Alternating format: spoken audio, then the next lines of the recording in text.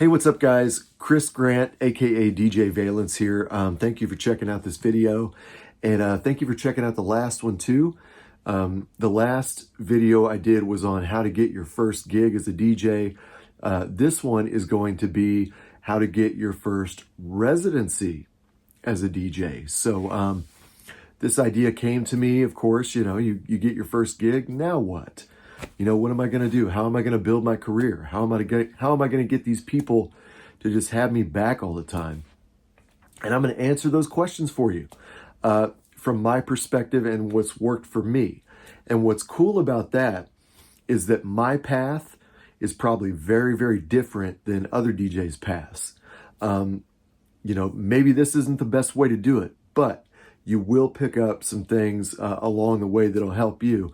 And that's really what it's all about, is taking information from different places, and putting together your own concoction for success.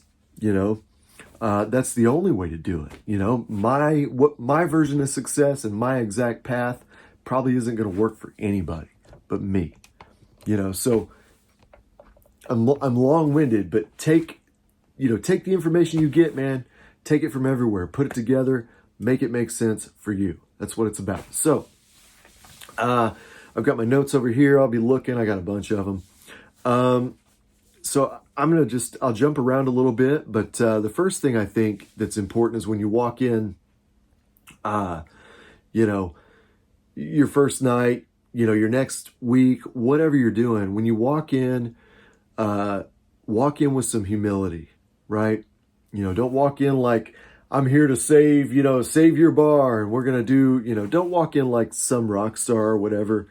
Even if somebody will believe that you are, walk in there, be cool, have some humility, treat the staff with the utmost respect. Let your bartenders know you care, that they're there, be kind to them. Don't overdo it, be normal, whatever, but, don't be rude. Don't act like they're doing you a favor, or don't act like you're doing them a favor by being there, because you're not yet. So be cool, get to know everybody, and just kind of pass the vibe check, so to speak. And that goes with everybody. And this is for me anyway, with the staff. I didn't spare anybody at any venue. I would try to be cool and friendly with everybody. Even if they were I don't even want to say anything that might sound derogatory. No matter what position they held. How about that? I was still friendly with them. And actually one guy taught me that, and maybe I shouldn't have done it, whatever, but he came up to me one time and he basically didn't even know me, and just said, I hate how you walk in here all the time and act like you own the place and go get your own soda and whatever. And he was a cook. I just looked at him and I was like, man, I honestly, I get my own soda because the servers are very busy. They don't want to mess with me. I've asked them if I could do that. And by the way, your food's amazing. Did you cook my burger tonight? It was outstanding. Thank you. A lot of times these people will look at you and be angry with you just for having a cooler job than them. That's a reality. So you can kind of mitigate that in the beginning by, being cool, being yourself, and like I said, just get along with them. I've heard stories too about, DJs coming in there with attitudes, trying to be a rock star, trying to have a big ego. It never, ever works out well. And it's certainly not going to lead to a residency. So don't do that. On top of that, there was another story from another venue that I worked at later on, where a lot of the people who weren't involved in the entertainment part of the venue at all, we're talking cooks, dishwashers, servers. I mean, basically everybody who staffed this place invited me to an after party. And I found something so beautiful at this after party, man. All these people making things work at this, at this bar, cooking, serving, cleaning, doing dishes, all this stuff, were so musically talented, right? I go back, they're doing like this jam session, you know, like some country place in Branson, Missouri, right? Some crazy place you'll never find, I'll never find again, right? And we've got all these great musicians in here making music. I don't know how to say it, man. I remember the look of the place. I look over at the drum set. You know, one of my favorite people down in Branson now, playing the drums. You know, one of the cymbals is also being used as an ashtray. Like, it's a cool experience. And I never would have gotten invited to that party had I not been cool with the staff, you know, and been friendly and been easy to get along with, things like that. So thank you guys for that. Shouts to Branson, Missouri. So now I'm going to transition into something else that's important. A lot of DJs make most of their wages, or can make most of their wages, on the weekend, especially if you are starting to get more work and stuff like that. There's no doubt there's money to be made in this industry, but what really needs to be focused on is the time that affords you. Okay, there's going to be two types of DJs in this situation. There's going to be the DJ who gets paid, you know, a week's worth of wages on the weekend and goes out and blows it, like a lot of people. And then there's going to be the DJ who gets a week's worth of wages on the weekend and uses it wisely throughout the rest of the week. Okay, maybe starting a side hustle, you know, maybe doing some other stuff, because DJing is not forever. Okay. DJs have lifespans. I'm 45 years old and I do not want to play the club stuff that, you know, a 22-year-old DJ is going to play. And you guys don't want to see me play that. So you can spend your time valuably in between gigs, and that's going to make you more valuable to the venue. Okay. So if you go home and you've got some money to kind of float you through the week, maybe you're working on your side hustle over here. Okay. Now you've got some money to float you through the week. Work on your skill set. Okay. You didn't do all that practice in the studio to get you the gig and then just to stop, right? You did all that practice in the studio just to get your foot in the door. Okay. Now it's time to take, you know, the money you've made and that time and get in the studio. You know, at the very least, come back with some new tracks next week that you're ready to spring on people, okay? You know, you can also work in the studio and produce your own tracks. You know, start producing, start using that time to learn Ableton, you know, or other programs that you can produce with, and start putting out your own exclusives, you know, help build your brand as a DJ. That's a great way, or great thing to do with your time there too. You know, another thing you can do is start working on different routines, you know, different transitions, just anything that can help your mixes be better and provide more value for your crowd at this particular venue or any other venue you're going to go to. So basically all I'm saying, you know, use that extra money, any extra money you get, to enable you to spend your other time wisely. Okay, the next thing I'm going to talk about is called, or what I call, citizenship. Okay, and I got this term from when I played sports in school.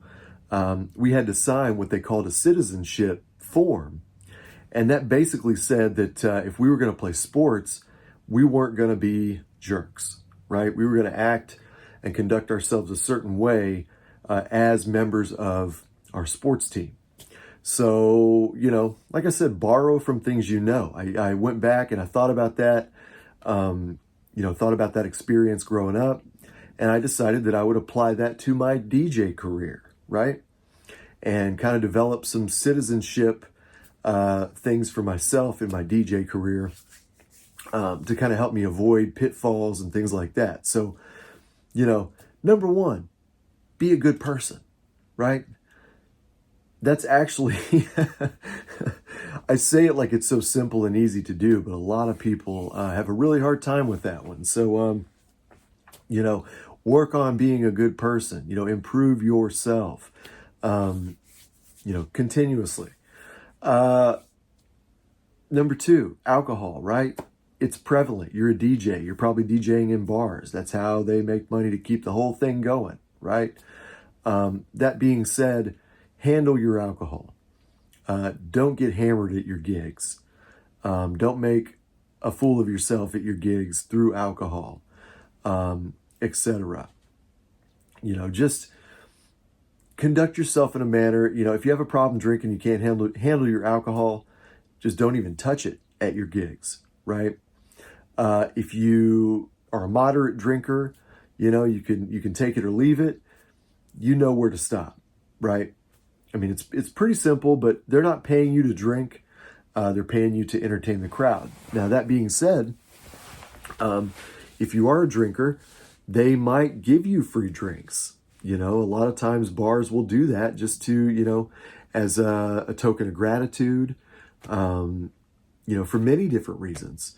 So you got to be careful for that too. You've got to manage those free drinks in a way that's going to make it good for everybody. So if you want to go the other route and you want to try things and you want to get really drunk and do all the silly things, then you have a right to do that. But I'm going to tell you that that's not the best way. Let's talk about this. There are going to be some beautiful women at your gigs. There are going to be some beautiful women that work at the places where you spin. There's going to be some beautiful women that like you. You're going to like them. You know, there's going to be lots of things like that around, you know, and I'm not saying that's a bad thing. You know, that happens. You know, we meet people in our workplaces all the time, etc. But, you know, I've heard stories about DJs who have really, really taken advantage of that. And, you know, just, I want other DJs to stay away from those pitfalls if they can. But basically, just don't run through the whole staff. It's real simple, guys. Don't hook up with the whole staff. Don't pull all that crap. You know, it's not acceptable in any other workplace. It's not acceptable as a DJ. You know, and quite frankly, if you're that kind of DJ, you're not really a DJ anyway.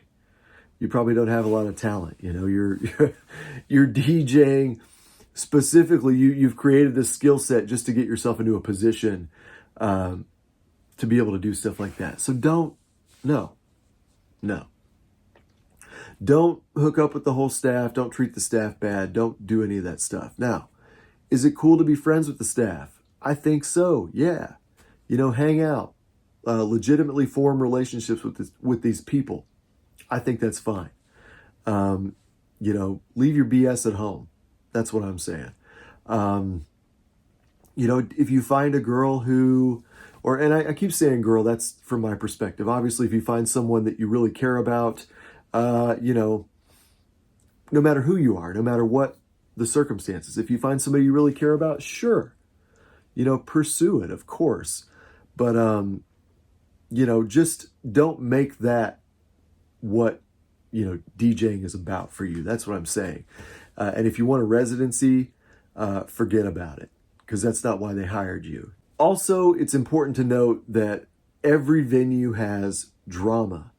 The closer you get to the staff at the venue, the more you're going to hear about this drama, you know, and if you get even closer, you're going to be wrapped up and you're going to become part of the narrative of this drama. So you may be, you know, pulled into the story is what I'm saying. So that's one of the risks that you have to understand by making friends with the people you work with. You know, you're there 1-2 nights a week. You know, is it worth taking, you know, is it worth risking or ruining that paycheck, you know, over a silly argument with a staff member, over, you know, a girl, one night, you know, things like that. Those are really things you have to consider. And a lot of people don't. A lot of people don't consider those things until after it's too late. So here we are. So we've talked about being cool to the staff, all that stuff, trying to be kind. I'm going to bring it back around and say it is definitely okay for you to have boundaries with the customer. As a DJ, you get so many annoying requests. Women sticking their phones in your face, guys coming to you, putting their arm around you, it's disgusting. It sucks, you just want to scream sometimes. But that being said, it's okay to develop those healthy boundaries. And in fact, you need to. You are not there. Unlike a server, if somebody has a problem, you're not there to kiss their ass and make it completely right, even if it's not your fault, okay? You do have to be reasonable with your boundaries as a DJ on stage.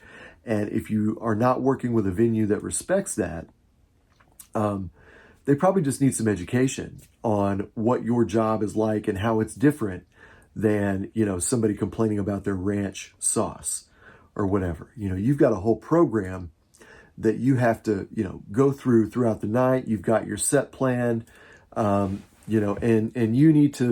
you just need to have that respect and protection, and know that the staff is on your side when it comes to, incessant requests, and things like that.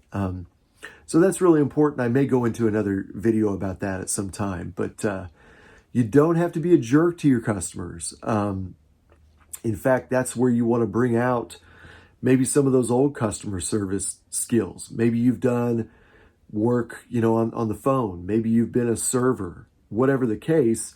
Learn how to deal with these people skillfully to where you can still deny them what they want, but they'll still stick around and hang out and enjoy the party, right? That's the goal when you're dealing with these people. We're still talking about getting a residency here, so let's talk about this point. One of the most important points about it: make the bar money. That's why they hired you, right? Of course, they hired you for your skill set because, maybe somebody told them you were really good at it. You were really good as a DJ. Somebody told them they should give you a shot, whatever. But the bottom line is they hired you to make money. One of the ways you can do this is, it's real simple, guys. Get on the microphone. Ask somebody early on in the night to write down the drink specials for you. Write down the food specials. Tell me what's going on tonight, okay?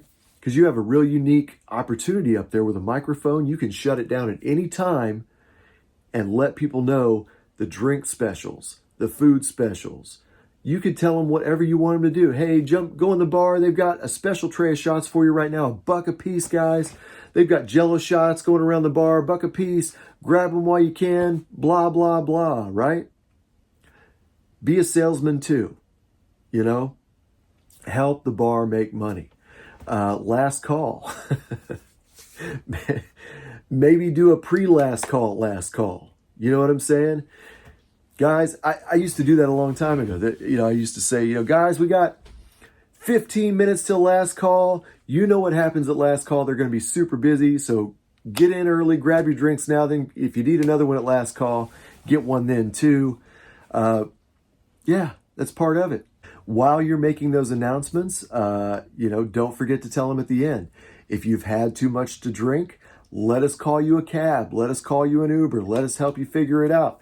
Don't drink and drive. You can do all that stuff, okay? Just from your turntables or your DJ booth, wherever you're at. Again, another way to help make the bar money. And even if they don't make money off of your efforts, somebody is listening. Somebody's watching. Somebody's going to tell management the next day, man, he was out here, he was playing good music, he had the crowd dancing, and he was even trying to sell shots, okay? Like, it's part of it. And speaking of shots, so, one of the things you can do, it's so silly, but it proves my point, is you can play that song, right? Make an announcement, play Lil Jon shots, and then midway through your next song, you'll see the shot trays coming out. It's actually pretty disappointing how easy it is. You're an investment. You're there to make the bar money. So the more product you can help the bar sell, the more money they're going to make. Okay? If you continue to make that bar money, and you continue, let me give you a word here. A lot of you probably know it. It's ROI. Okay? Return on investment. So let's say the bar pays you, we'll just pull a number out of the sky, $250 for a night. Okay? And the bar makes $2,500 that night in sales. Of course, not all that money is going to go to them. There's overhead, there's the cost of the food, the drinks, whatever. But let's say they make $1,000 profit. Let's say they make, I don't know, $1,500. Well, let's do $1,000 to make it easy. They paid you $250. They made $1,000. That means they got a good return on their investment. Okay? That means that if they know that they can do that continuously and every time you show up, they're going to get that return on their investment, they're going to do it. They're going to continually hire you because you've proven yourself to make them money. Okay? Sure, you're a great DJ, but you got to it's the whole thing. It's the big picture. Everything's got to be clicking. Everything's got to work. Now we're going to talk about something else, and that's going to be negotiating your pay. Now, I could totally do another video on that, and I probably will. But for now, what you need to think about as far as your pay goes is that you are very much a salesperson in this thing, okay? So, and you're doing more than you think because you're serving their customer, right? You're jumping in and you're making their customers dance. You're doing your thing and helping the bar in that way, helping that customer. But your other customer is the bar itself, okay? You're serving that bar. So you've got, basically that's a B2C relationship.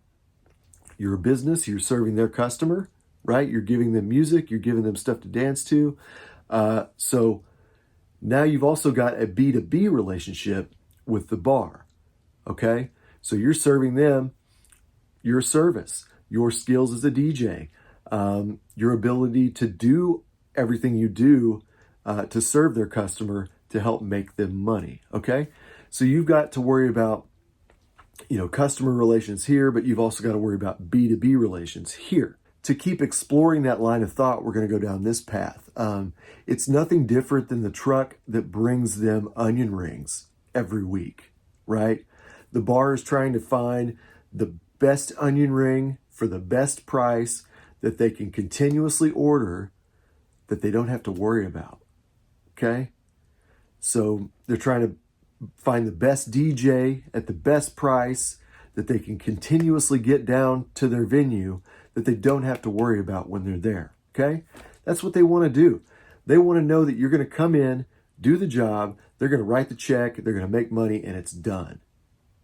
That's what you should be shooting for on top of your skill set. What you can do to help is show up, be on time, do your job, bring the right equipment, be professional, and go home.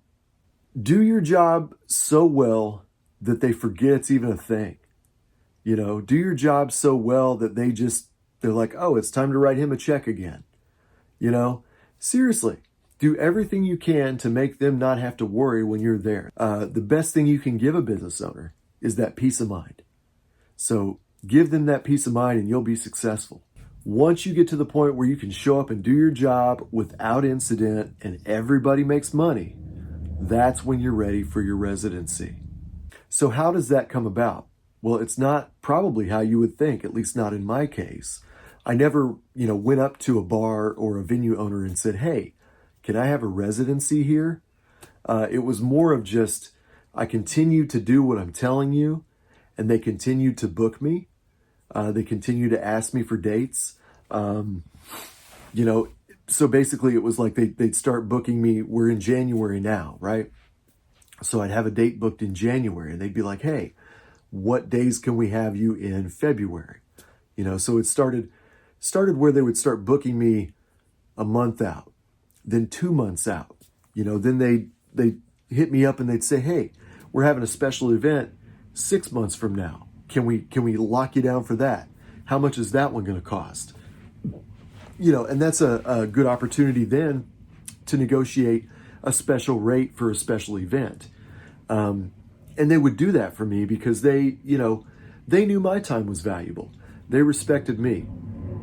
And I'm going to make a point about that too before we get out of here. Everything I've told you in this video only works if you're dealing with an owner, a venue owner, management, whoever, who has integrity, who's trustworthy, and just a good person as well. So you can do all these things, right? And if you're working with the wrong people, it's not going to matter.